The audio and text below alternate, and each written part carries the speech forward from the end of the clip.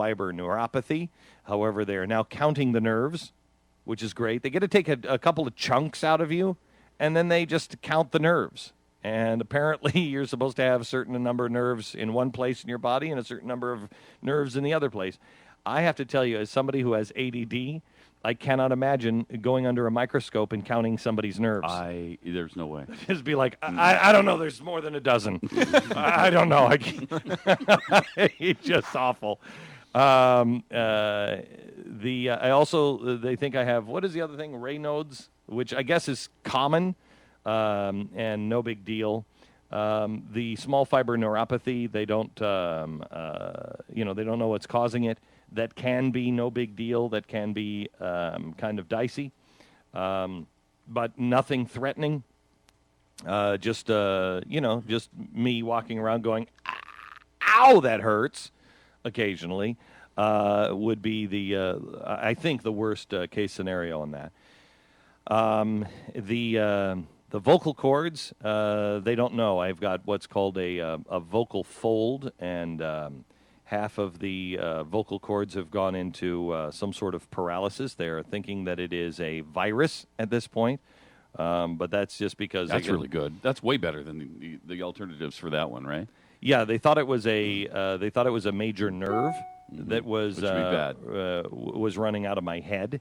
And let me tell you something. If you like MRIs, and who doesn't, if you've experienced the splendor that is what I like to call the tube of coffin-like death, they make it even better if they're doing an MRI with your head on your head and neck. It took me 90 minutes. I don't know if anybody's ever had that. If you have, right now you're in the car, you're wherever you are going, oh my gosh, that's horrible.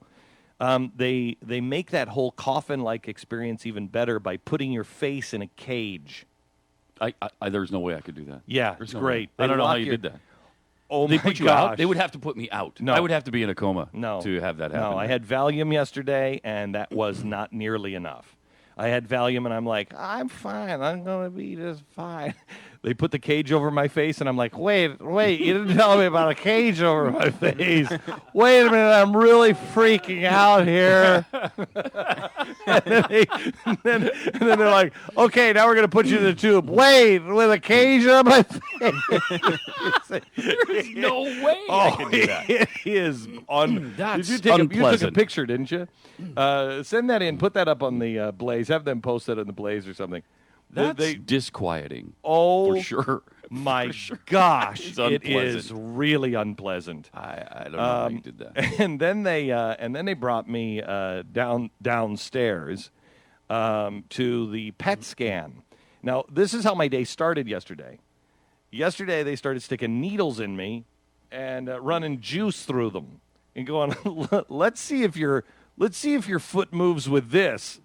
I'm like, wait a minute, are you going to plug? Ow! And they'd give you they give me all kinds of shocks, and so that's how my day started. Then I had my face in a cage. Then they were going to take a chunk out of me, 2 chunks out of me, and then I had the PET scan, which a PET scan is they give you a radioactive isotope, and then they take pictures of your entire body to see how that isotope is burning with your sugar.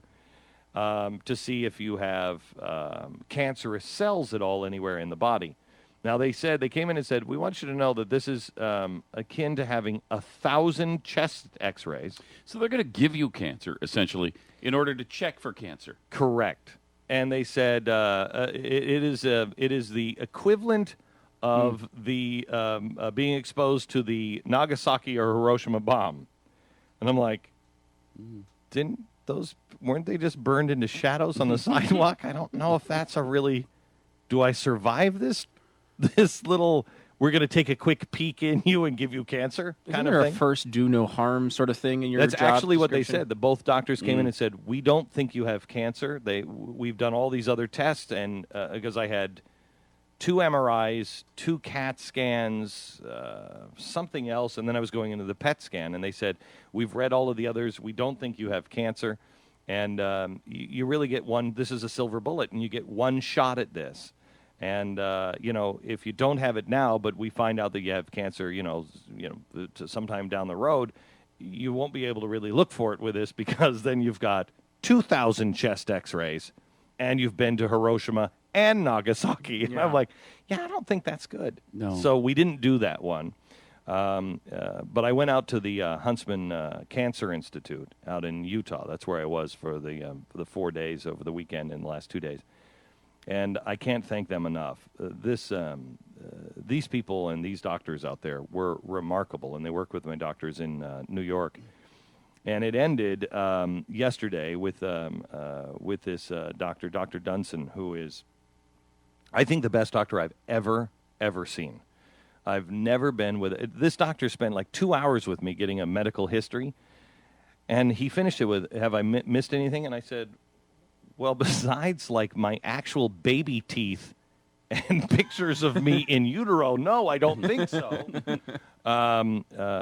But he ended with talking to me a little about spirituality, and it was amazing. It was truly, truly amazing. And I'll get into that a little bit tomorrow. But I want you to know today that I'm not dying. But you do have Rumsfeld plague. No. Is that the Diet Coke thing? That's the Diet Coke disease. May I just ask, because there's this big controversy now that nanobots are building Diet Coke factories in my body. Is there anybody within the sound of my voice that looks at Diet Coke and says, "I bet that's healthy"? Yeah, well, it's not either. I mean, it's neither. It's a nutritionally. It doesn't have any nutritional value at all. Now, see, Stu, I'm getting a whole kinds of flack through my email that there is apparently, in fact, it was compared to the climate change stuff.